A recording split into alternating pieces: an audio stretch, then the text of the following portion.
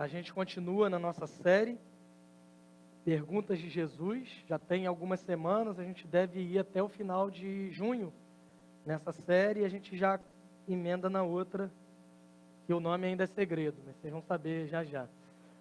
Perguntas de Jesus, se você nos visita, está vindo pela primeira vez nessa série, ou se você tem problema de memória, na verdade ela fala sobre alguns momentos do ministério de Jesus, onde ele, a partir de algumas perguntas que faz, ele desenvolve alguns diálogos interessantes. E hoje não vai ser diferente. A gente vai olhar para um texto bíblico e ver a partir da pergunta de Jesus o que nós temos para aprender. Só que antes da pergunta de Jesus, eu quero te fazer uma. Onde você vai para buscar informação normalmente? Precisa de informação, qualquer informação, sei lá. Onde que você vai, onde que você procura? Um exemplo, sei lá, trabalho de escola, para quem está na escola, trabalho de faculdade. A gente sabe que hoje nós temos uma variedade de opções, né? Temos sites de busca. Às vezes você não precisa nem entrar no site, é só você digitar lá na barra de endereço que você procura, dá o Enter, ele já vai direto para um site de busca. Pode ser que você tenha algum amigo que seja tipo Google ou Posto Ipiranga, que você pergunta a ele qualquer coisa e a pessoa responde sobre qualquer assunto, é uma sumidade em qualquer assunto que surge. Hoje em dia tem a possibilidade, eu já vi, lembrando, não vou falar o nome dele, que o Flávio reclamou que eu falo sempre o nome dele, mas a gente vê às vezes procurando informação, aquela tecnologia que aperta e fala com o celular, já viu? De vez em quando ele está assim, ok, Google, quem foi o artilheiro do campeonato inglês de 91? Uns negócios assim, que só o Google mesmo para responder. Ou a Siri, se o teu telefone é de uma outra marca. Aliás, se você tem iPhone, pesquisa depois, assim, pede a Siri para fazer um beatbox. É um dos negócios mais incríveis assim da tecnologia. Agora não, tá, gente? Pelo amor de Deus, depois você tenta isso aí. Mas na época de escola, você que é de Macaé principalmente, é bem provável que você tenha feito muito trabalho lá no Centro Cultural. Eu peguei a época da transição e eu fiz uma pesquisa sobre isso, perguntando para um amigo, que eu não vou dizer o nome dele, mas ele disse que na época que ele estava na escola, a biblioteca nem era no Centro Cultural ainda, só para vocês terem ideia, e ele nem lembra onde era a biblioteca. Mas eu peguei a época de transição, porque no ensino médio eu já tinha acesso a Google, as ferramentas tecnológicas, digitais e tal, mas no ensino fundamental o negócio era no Centro Cultural, subia aquela escada. A maioria de vocês que cresceu em Macaé, mais ou menos nessa época, aí você vai se lembrar disso, ia para lá, sentava na mesa. A parte mais difícil é que você sentava com um monte de gente e tinha que fazer silêncio. Esse, para mim, era o maior desafio de estar naquele lugar, ficar quieto. Até hoje pode ser que essa seja uma grande dificuldade que eu tenho ainda, mas eu não estou aqui para falar sobre os meus pecados, mas sobre os pecados de vocês. Quando não dava para terminar lá o que a gente se propunha a fazer, normalmente a gente pegava o livro, deixava um documento lá, ia na top 7 tirar cópia, voltava, devolvia o livro e ia para casa, porque havia uma dificuldade de conseguirmos informação, mas é fato que todos nós, em algum momento da vida, nós precisamos buscar informação. E é bem interessante olhar para a Bíblia, para a história, e talvez para a sua própria história, e lembrar lá da biblioteca do Centro Cultural, mas é fato que sempre na história da humanidade, pessoas estão buscando por informação. Sempre pessoas estão buscando por alguma coisa. A busca, ela é obviamente uma consequência de algo que nós queremos. Você quer alguma coisa, você vai buscar aquilo de alguma forma. Ninguém busca o que não quer. Pelo menos não deveria ser assim. E no texto que a gente vai ler hoje, a pergunta que Jesus faz é exatamente essa. O que vocês querem? O que vocês estão buscando? O que vocês estão procurando? A gente poderia fechar a Bíblia, igual alguns fazem, e falar assim, o que vocês querem? Vou dar 5 pontos aleatórios aqui, mas não, eu te convido a olhar para o texto bíblico de João, capítulo 1, e a partir desse texto a gente vai conseguir encontrar aí algumas verdades que servem para nortear a nossa vida com Deus. Evangelho de João 1, nós vamos ler do verso 35 ao 42.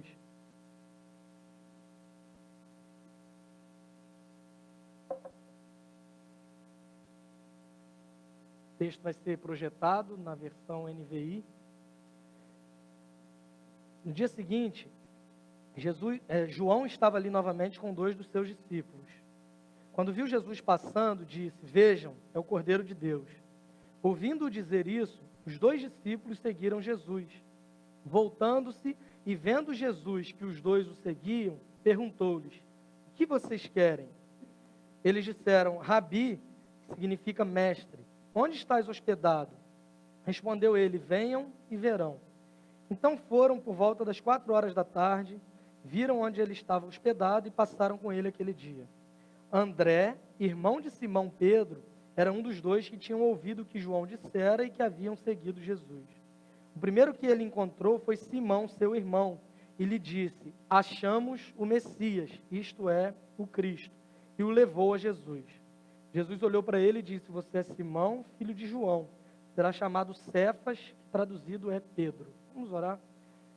Deus, fale aos nossos corações por meio do Teu Espírito Santo. É a nossa oração hoje de manhã, que o Senhor nos conduza e nos ensine as Tuas verdades para que vivamos uma vida que Te honre acima de todas as coisas. Oramos a Ti no nome de Jesus. Amém. Esse texto que nós acabamos de ler, primeiro capítulo do Evangelho de João. Aliás, o Evangelho de João, ele começa de forma bem interessante. Eu te encorajo a ler depois, durante essa semana, o Evangelho de João. São 21 capítulos. Se você tem uma semana lendo 3 capítulos por dia, vocês viram que eu estou bom para fazer conta hoje, né? Vocês vão conseguir ler o Evangelho de João durante essa semana, e ele é bem interessante. Há um paralelo muito claro entre o Evangelho de João e o livro do Gênesis, por exemplo. Se você observar os 3 primeiros capítulos, o livro do Gênesis começa falando sobre a criação. No princípio criou Deus o céu e a terra. O Evangelho de João, no capítulo 1, vai falar: no princípio era o verbo estava com Deus, o verbo era Deus. No capítulo 2 de Gênesis vai falar sobre a criação da família, de Adão e Eva e tal. No capítulo 2 do livro de João vai falar sobre o primeiro milagre de Jesus que se dá em um casamento. O capítulo 3 de Gênesis fala sobre a queda. O capítulo 3 de João sobre a redenção. Enfim, há um paralelo bem interessante. Eu queria te encorajar a ler esse Evangelho de João. Só que nós estamos aqui no capítulo 1, que ele começa de uma forma perfeita. Ele fala dessa criação, ele fala da presença de Jesus na criação. Ele diz que nada do que foi feito sem Jesus Cristo estar lá presente. Sem ele, nada do que foi feito se fez, é o termo que o apóstolo João ele vai utilizar. E agora ele começa a falar sobre um outro João, que é João conhecido como João Batista. São 2 pessoas distintas. O evangelista João é um dos apóstolos de Jesus. Ele está falando agora sobre João, conhecido como Batista, que era uma característica de alguém que batizava. Também não era o nome dele, João Batista, mas Batista era um título que se referia ao ministério dele, caracterizado por batizar pessoas.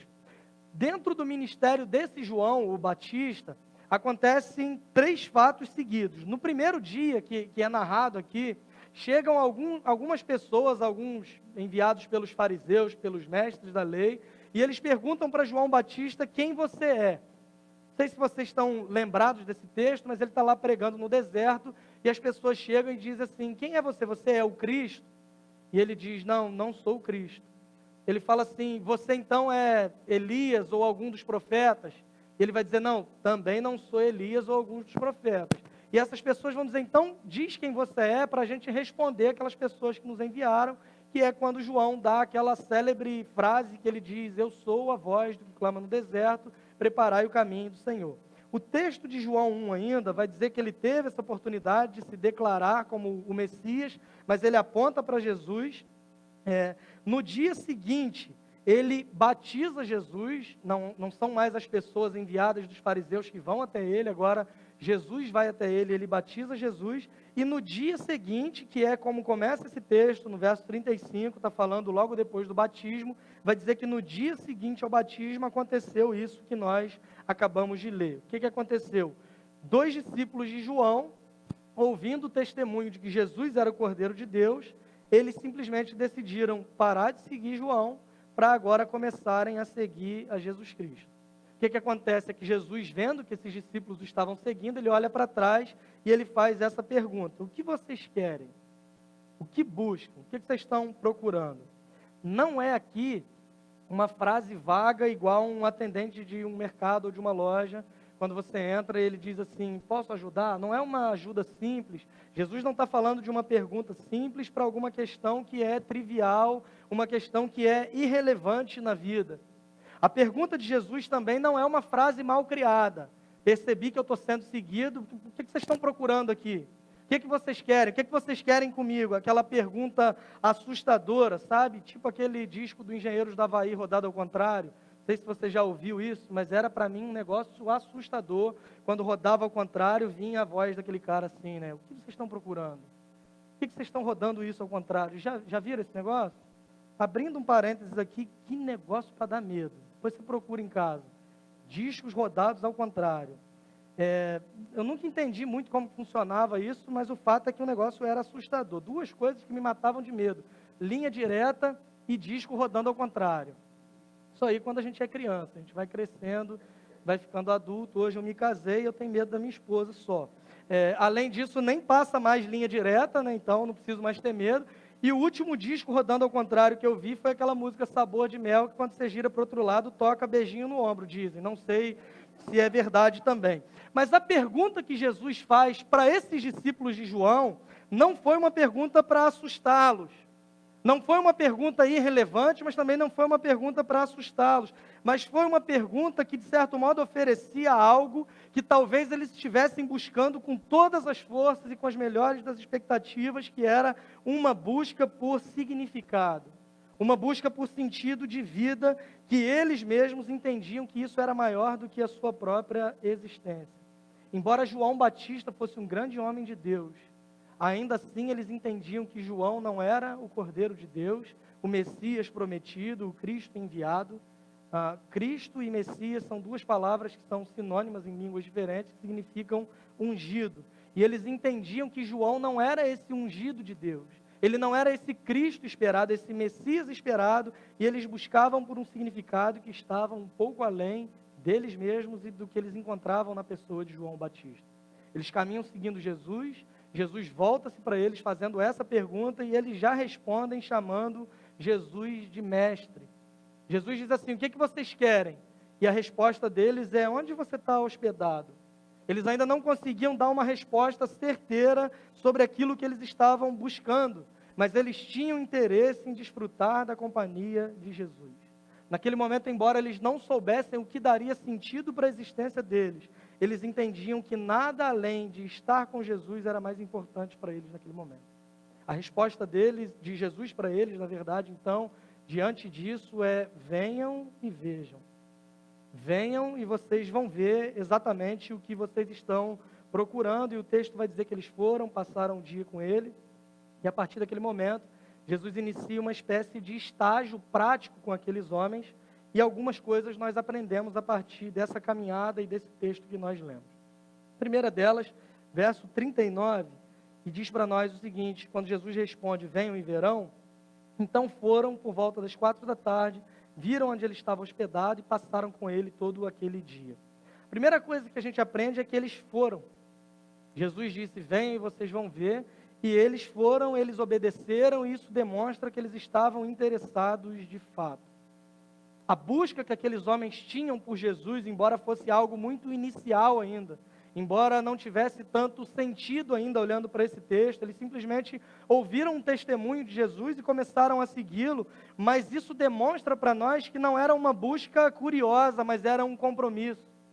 Não era aquele negócio de, vamos andando aqui para ver o que acontece, e diante da pergunta de Jesus, eles se assustaram e disseram: não, nada não, pode seguir o teu caminho tranquilo, que a gente não vai te seguir. É muito pelo contrário.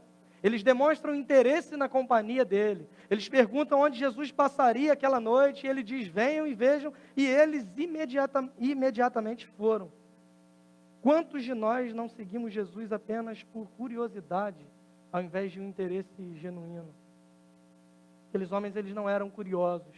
Vamos andando olhando Jesus de longe para ver o que ele faz, para ver se ele é realmente esse enviado de Deus. Não, eles seguiam Jesus e diante da possibilidade de estarem ainda mais próximos, diante da possibilidade de um convite que eles receberam do próprio Cristo, eles simplesmente foram. Nada naquele momento era mais importante para eles do que passar o dia com Jesus. Nada naquele momento era mais importante para eles do que estarem mais próximos de Jesus, porque eles entendiam que aquela era a principal das suas prioridades. E nisso a gente falha demais. Estabelecer prioridades. Nisso a gente tem um problema muito sério de inverter a ordem das coisas, e os discípulos nos ensinam isso, que a busca deles não era curiosa, não era por um interesse simples, mas era uma busca por significado, e eles compreenderam que a sua prioridade última naquele momento era estar com Jesus. Diferente de outros casos na Bíblia, por exemplo, que alguém pede para seguir Jesus, ele diz, vem, e a resposta do homem para Jesus é, deixa eu ir primeiro enterrar o meu pai. E aí Jesus diz assim, olha, deixa que os mortos cuidem dos mortos. Essa resposta às vezes parece soar como desumana, né? Pô, o cara acabou de perder o pai. Na verdade, ali é muito provável que esse homem que pede para enterrar o pai, ele estivesse cuidando do seu pai no final da sua vida, para esperar o pai morrer e logo em seguida enterrá-lo. E a resposta de Jesus também sugere que a prioridade principal da vida, com o perdão da redundância, é seguirmos Jesus. O que ele está querendo dizer para aquele homem é o seguinte, não há nada que seja mais importante do que o que você se propõe a fazer. Se você quer me seguir, um outro texto vai dizer para nós, se alguém quer seguir após mim, deve negar-se a si mesmo, tomar a cruz e depois vem. Ou seja, não há nada mais importante na minha escala de prioridades do que o fato de querer seguir a Cristo. E é isso que os discípulos ensinam para nós. Eles seguiram imediatamente.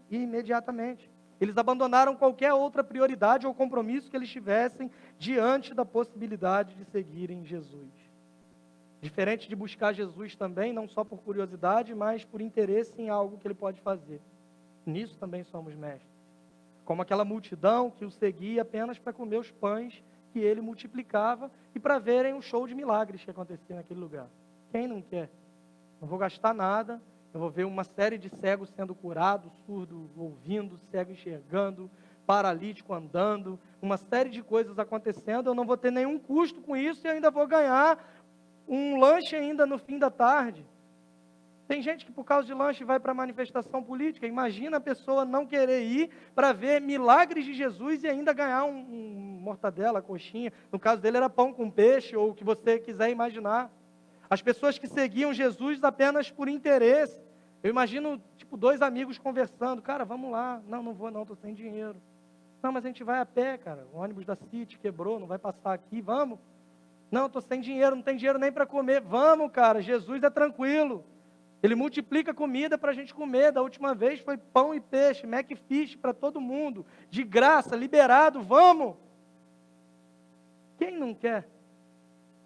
A grande questão é, o que te faz seguir Jesus? É uma busca interessada pela presença dele e sobre quem ele é?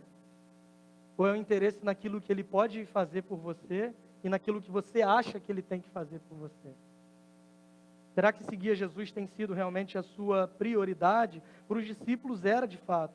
Eles não se preocuparam em saber o que teriam como retorno. Eles não disseram, Senhor, a gente até vai te seguir, mas estou com a fome. Aquela indireta de gente que não gosta de pedir favor, mas vai dando indireta, sabe? Estou com fome.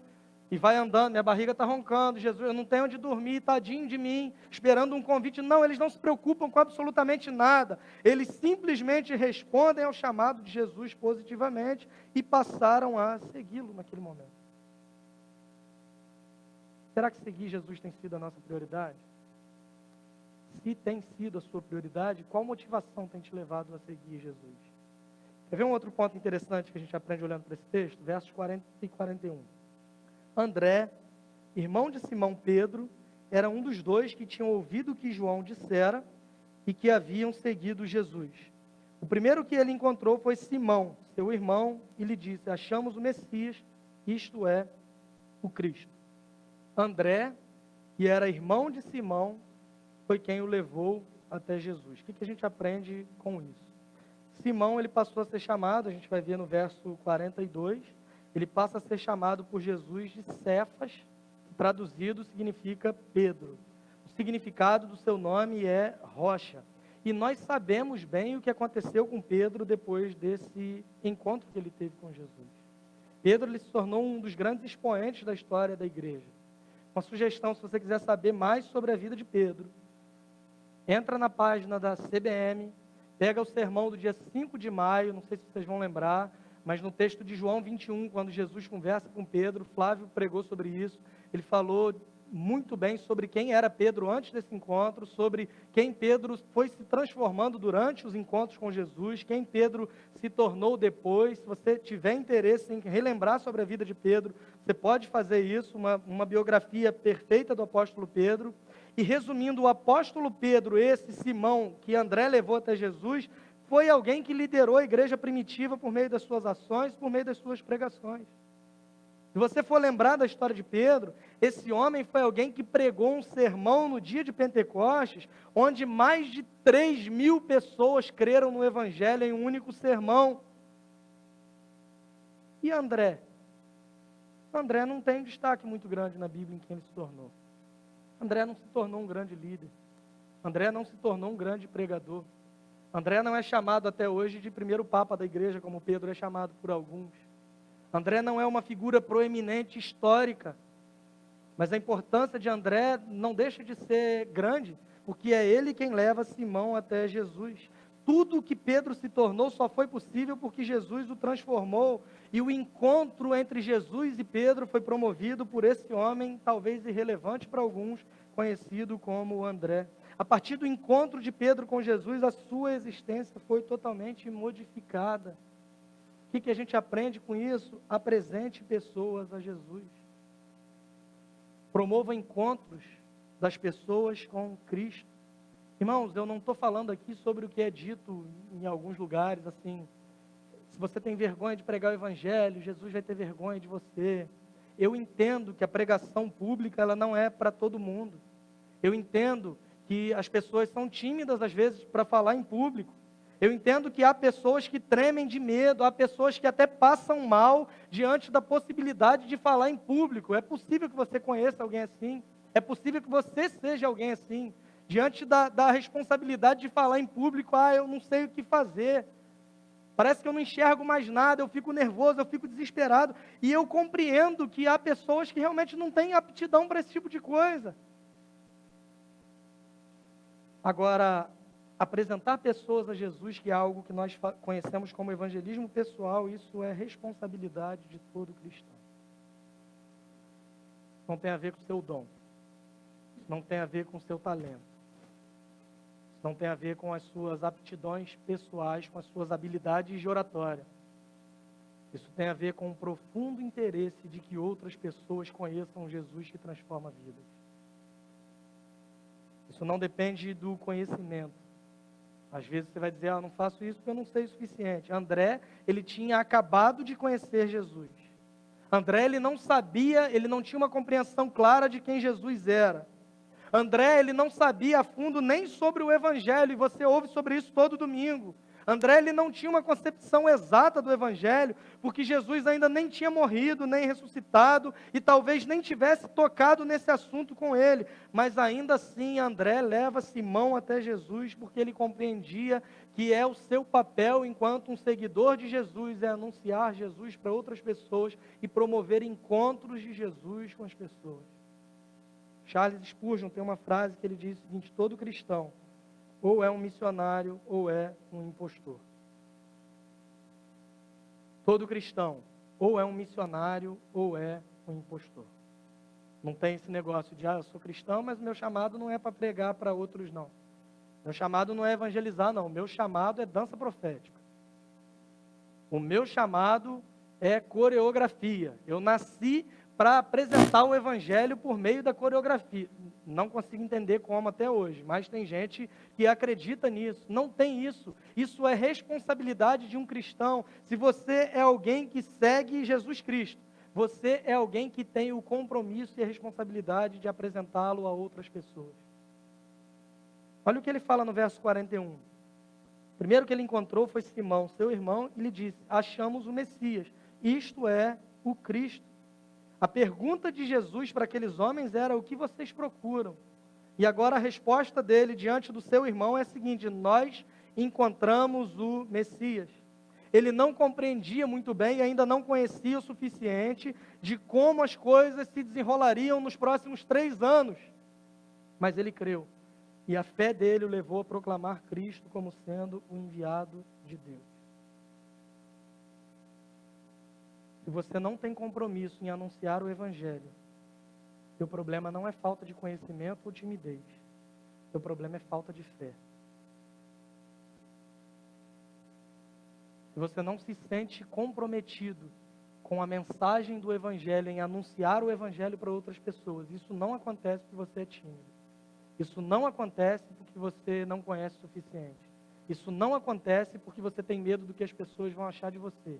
Isso acontece porque a tua fé não é verdadeira. Porque uma fé verdadeira em Cristo Jesus, ela automaticamente te leva a um compromisso em anunciar a mensagem do Evangelho.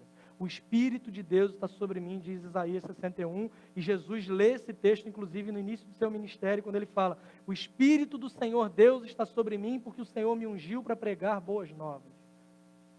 A consequência direta de alguém que tem o Espírito Santo é anunciar o Evangelho de Jesus Cristo.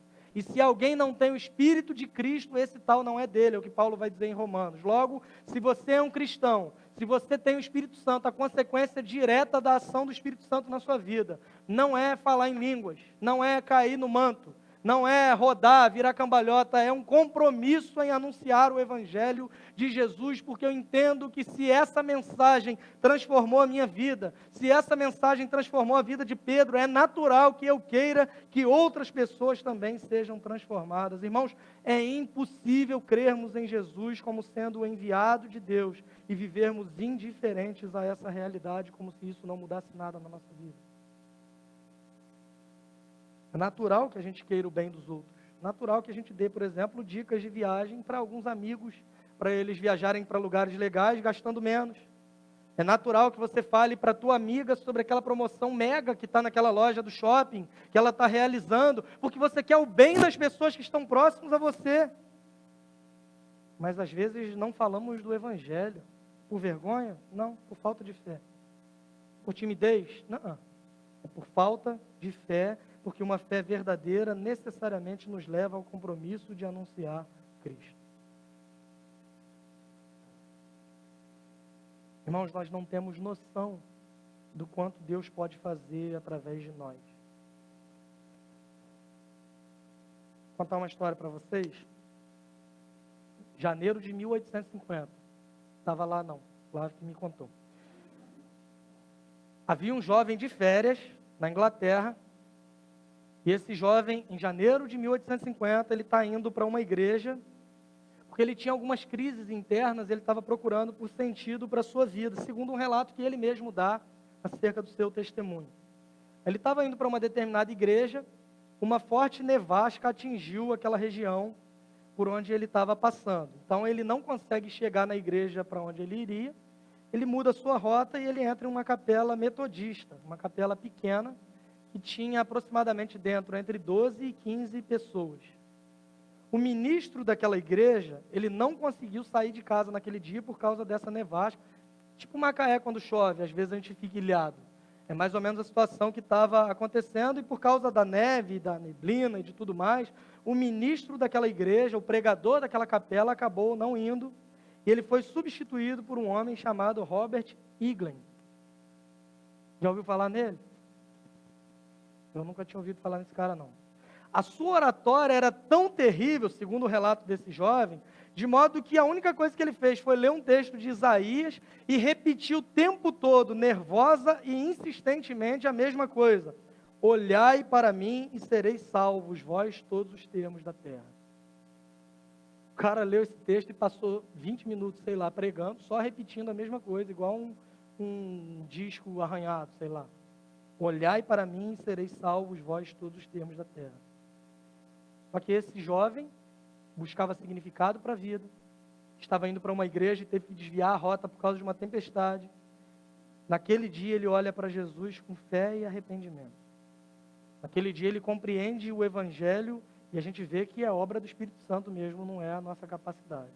Aquele jovem se converte a Cristo, quando retorna de férias, ele é batizado, ele começa a pregar o Evangelho, e ele se transforma no que a história chama de o príncipe dos pregadores. Seu nome, Charles Spurgeon. Esse pode ser que você já tenha ouvido falar. Mais de 3.000 sermões pregados ao longo do seu ministério. 135 livros editados.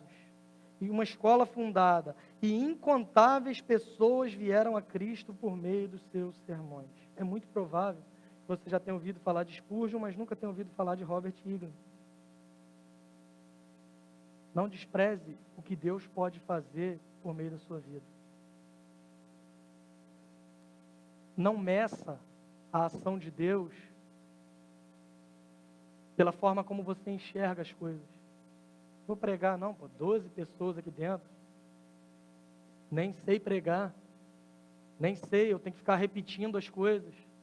Não despreze aquilo que Deus pode fazer por meio da tua vida. É óbvio que aquele homem ele não tinha a menor ideia de quem aquele menino de 15 anos se tornaria anos à frente. Mas ele não negligenciou a sua responsabilidade de como um cristão anunciar o Evangelho. Não estou dizendo também para você sair daqui procurando nos outros habilidade e falar, só vou pregar para alguém que possa se tornar como Spurgeon. Não, é bem possível que você apresente muitas pessoas a Jesus e nenhuma delas se torne como esse homem. É bem possível que você apresente o Evangelho a muitas pessoas e nenhuma delas se converta. Para que continuar anunciando? Que o objetivo final da pregação é a glória de Deus. O objetivo final da pregação não é nem que pessoas se convertam, mas é que o nome de Deus seja glorificado. Um texto que a gente fala muito, lê muito, ouve muito, que é o texto de Isaías, capítulo 6. Quando ele tem um encontro com Deus no ano da morte do rei Uzias, e ele tem uma visão do trono de Deus e uma série de coisas. A própria voz de Deus vai perguntar para Isaías assim, a quem enviarei, quem há de ir por nós? E ele responde, eis-me aqui, envia-me a mim. A gente acha isso bonito, usa isso para missões, para por aqui, o texto é lindo, maravilhoso e perfeito. Mas se você continuar lendo, Deus vai falar para Isaías assim, ótimo que você vai, mas as pessoas não vão te ouvir. Você vai anunciar e os ouvidos delas vão simplesmente se fechar diante do que você falar.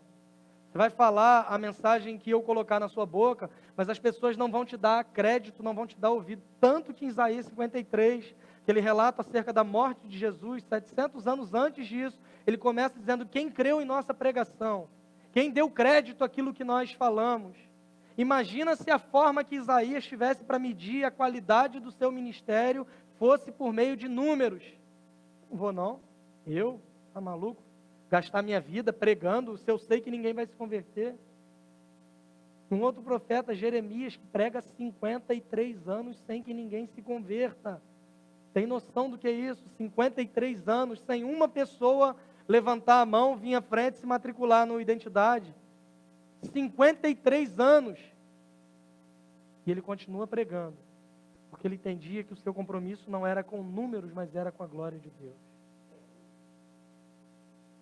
O mesmo compromisso que esses homens tinham em anunciar a mensagem do Evangelho, é o compromisso que nós devemos ter hoje. E não subestime o que Deus pode fazer com as suas pequenas atitudes. Aquele convite de Jesus para André e para esse outro discípulo, ele segue reverberando até hoje. Venham e vejam. Eles seguem Jesus por todo o seu ministério público. Eles veem com os próprios olhos que Cristo, que Jesus era de fato o Cristo, o enviado de Deus, o Messias prometido. Eles testemunham a sua vida perfeita, a sua morte sacrificial, a sua ressurreição. E agora eles compreendem o Evangelho em sua plenitude. E agora eles encontram sentido para a vida. Embora eles tivessem sido seguidores de João Batista, um grande homem, um grande servo, alguém a quem o próprio Jesus dá testemunho dele, dizendo que dentre os nascidos de mulher não houve um que fosse maior do que João, mas ainda assim eles não encontraram em João sentido para a sua própria existência. E é outra coisa que nós aprendemos, que nada, nem ninguém, além de Jesus e do Evangelho, trazem sentido para a vida de um cristão. Absolutamente nada, além de Jesus e do Evangelho, podem trazer sentido para a vida de um cristão. Às vezes a gente usa algumas frases sem pensar muito, né? Meu filho é a minha razão de viver. Meu marido é o motivo da minha existência. A gente sabe que é no sentido bem figurado, ainda mais quando fala do marido, a gente sabe que não é tão bem assim, né? Se você for parar para pensar, isso não pode ser literal de forma alguma. isso se transforma no que nós chamamos de idolatria. Quando nós depositamos o sentido da nossa vida em qualquer outra coisa que não seja o próprio Jesus, nós nos tornamos idólatras. Não estou falando para parar de escrever isso não, porque a gente entende o que você quer dizer. Uma licença poética que você tem para continuar dizendo isso. Camila, você é a razão da minha vida, mano. Viram? A gente compreende isso. Só que o problema é quando a gente encarna isso como se fosse verdade e no sentido literal. Isso não pode ser literal. Porque nada além de Jesus e do Evangelho trazem sentido para a nossa existência. Absolutamente nada. Jó perdeu filhos, riquezas, tudo que ele possuía. Mas ele continuava crendo que Deus era o seu próprio Redentor. Inúmeros outros exemplos na história. Aquela música Sou Feliz, não sei se vocês já ouviram, não sei se já ouviram a história dessa música, mas é alguém que simplesmente perdeu a sua família num acidente, um naufrágio.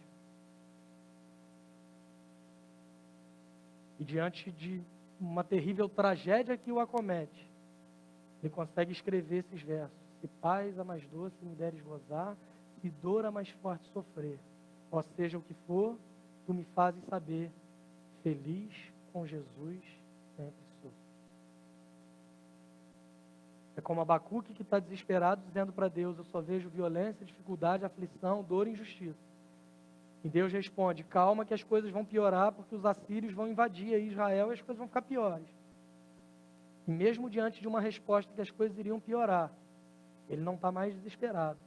Mas ele está dizendo ainda que a figueira não floresça, não haja frutos na videira, o produto da oliveira minta, os campos não produzam mantimento, os gados sejam arrebatados do aprisco, as ovelhas não estejam mais nos currais, ainda assim eu me alegrarei no Senhor e exultarei no Deus da minha salvação, porque o meu Deus, o soberano, é a minha força, Ele faz os meus pés como os da costa e me faz andar em lugares altos.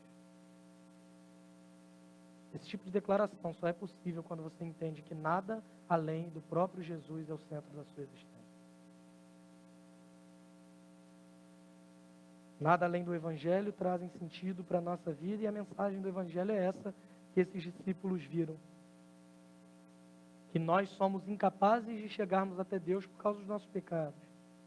Mas Deus envia esse Jesus para viver uma vida perfeita, para morrer recebendo no seu corpo a nossa condenação, para ressuscitar ao terceiro dia, provando que o sacrifício foi aceito por Deus, e por meio dessa mensagem nós temos sentido para a vida. Porque se nós olharmos para a nossa vida, para a nossa existência, tendo o Evangelho como uma lente, por meio do Evangelho, se olhamos para nós sabemos que apesar de saber que nós somos pecadores, maus, ruins, depravados, nós não somos levados ao desespero. Porque olhando para o Evangelho, a gente compreende também que a graça de Deus nos alcançou. E a gente compreende que não há motivo para se desesperar diante de qualquer coisa da vida, porque nós temos sentido para a nossa existência, e o sentido para a nossa existência é a própria presença de Deus. A graça que nos salva, nos transforma, dá sentido para nós. Que a gente consiga descansar no Evangelho da graça de Deus.